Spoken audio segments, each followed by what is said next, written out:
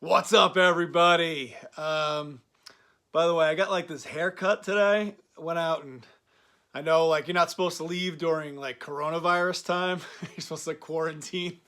But I went and got a haircut today because I was like, you know what? Let me do that before we're like, I can't go out and get a haircut anymore. And the guy gave me like, I feel like I look like a cop or something.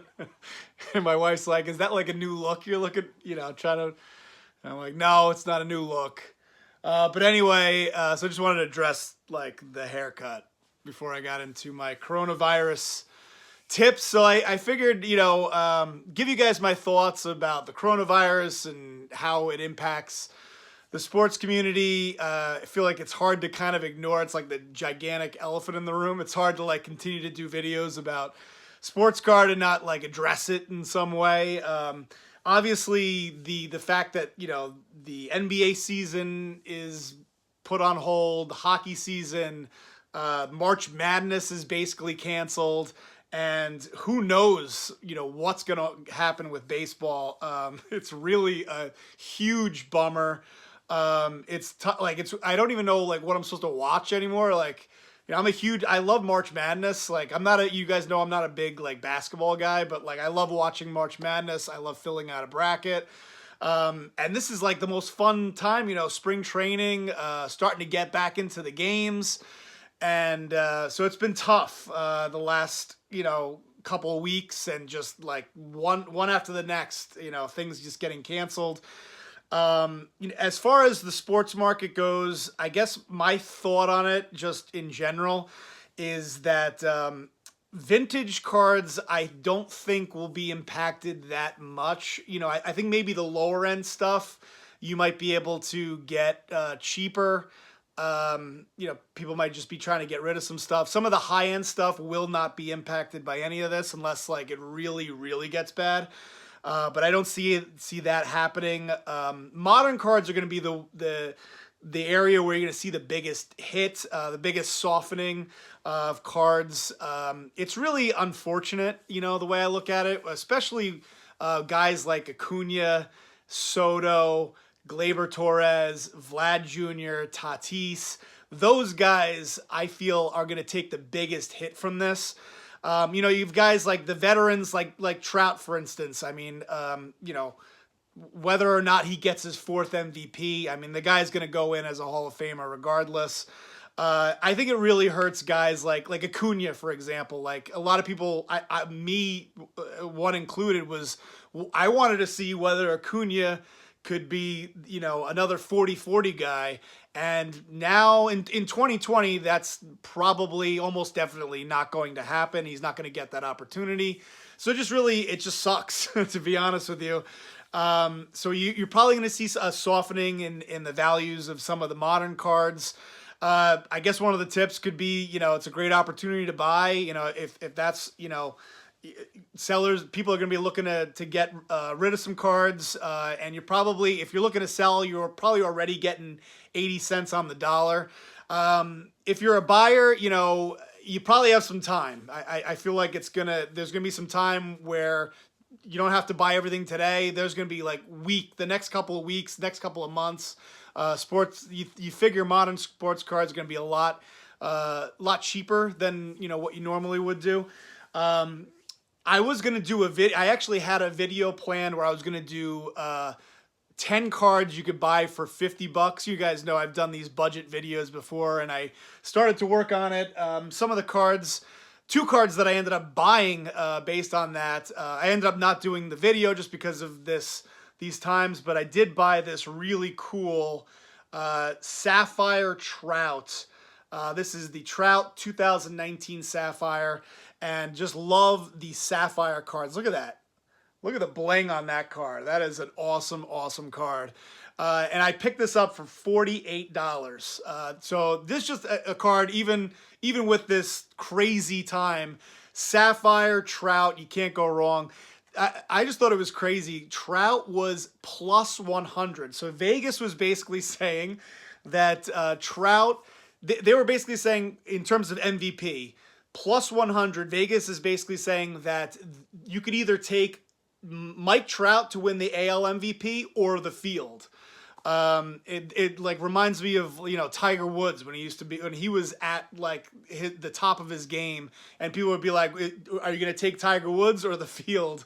That's how good Mike Trout is, especially with Mookie Betts moving to the National League. But I just thought that was crazy. So, but you know, who knows if he'll even have an opportunity to win an MVP. But I still think that's a really awesome card, the Mike Trout Sapphire. Another card that you guys might want to take a close look at. I was able to get this card. Now, this was a little bit over that $50 budget that I was going to go through, but this card, I think I picked this up for like $60, $62, $63. This is the Bat Down Ronald Acuna holiday card in a PSA 10. So I was able to, you know, this card, just like the base, goes for $2,000. The Sapphire at one point was going for $7,000. So the fact that you can pick up this card, which is the holiday card for like $60, told me that it was really undervalued. But again, I don't know what the heck's going to go on with this, you know, the quarantine and, you know, and people trying to liquidate the market. The stock market's just plummeting right now. So it's hard for me to recommend anything to anybody at this point, just because I don't know what the future is going to hold. I think a lot of people don't know.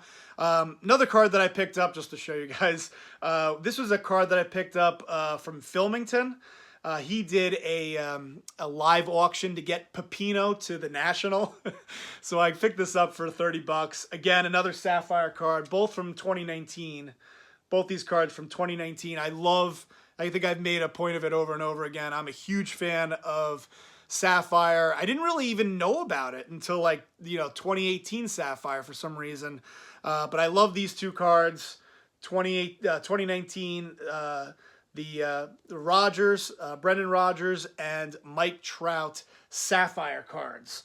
All right, so obviously tip number one, you know, if you have the means to buy some cards, especially modern cards on the cheap, why not? Tip number two, and this is something that you guys can do, is see this? This is a gigantic box of top loaders. So that is 1,000 top loaders. These cards right here, not cards, but they're top loaders. And this is a fun thing. Now, believe it or not, maybe you believe it, but these Ultra Pros, 1,000 of those go for about $60. So it's really not that expensive. You could buy 1,000 of these and really, you know, keep yourself really busy. You know, like this could keep you busy for, like, if you're just kind of quarantined, stuck at your house. I know if you're like me, like, I'll be working from home, not going anywhere for the next couple of weeks, possibly months. So you might need just something to do. You know, the movies are closed. It's insane. It's insane what's going on right now. But what the hell? Get some top loaders. Take out some of your binders.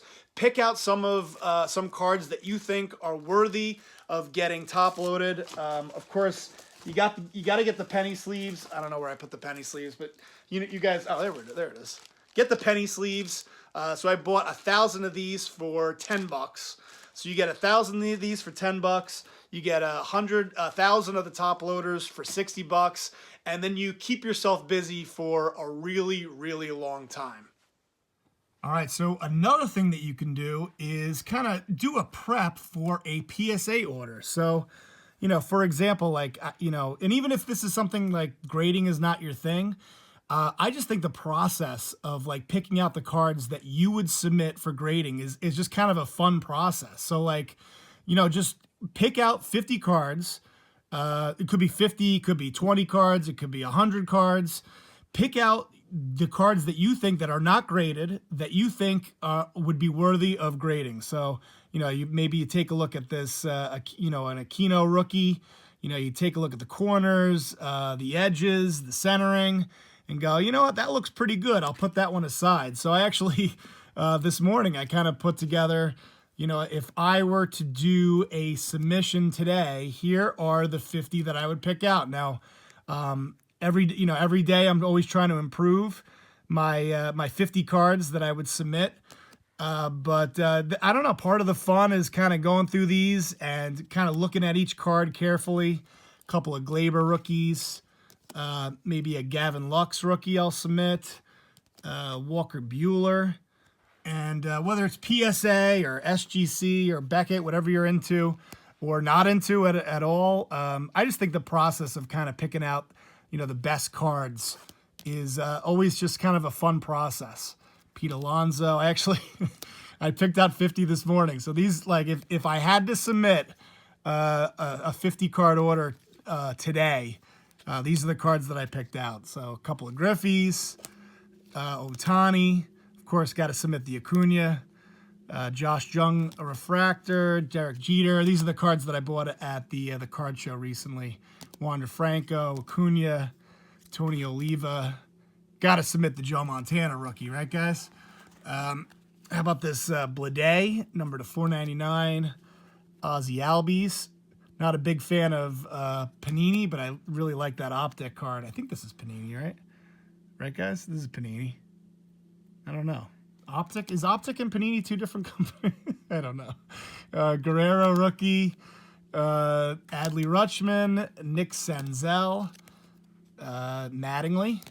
Got to get the Mattingly short print in there, right, guys? Anthony Rendon, Mike Soroka Gold. Pulled that from a pack recently. Got the Vlad.